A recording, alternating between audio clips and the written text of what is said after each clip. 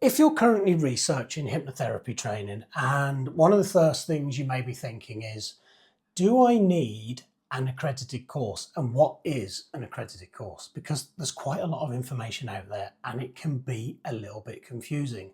And it's very easy to get caught up in the trap of accredited training versus non-accredited training.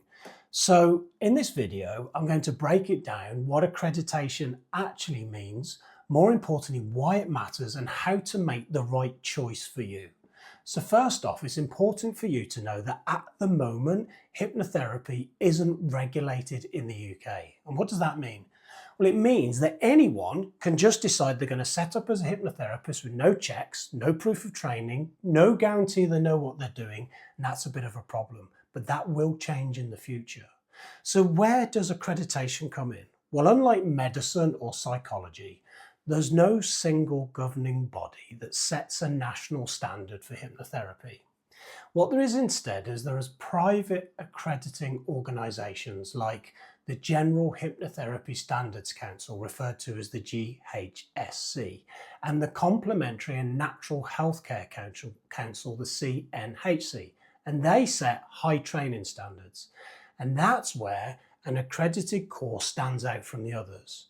Now, my training course is accredited by both the GHSC and the CNHC, and that means it meets strict quality standards.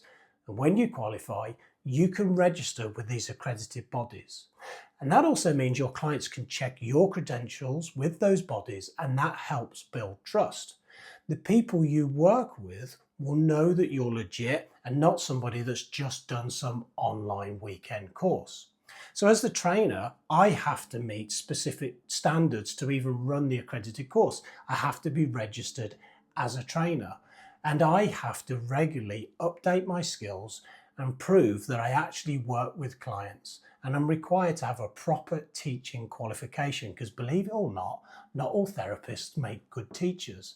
But here's the biggest difference.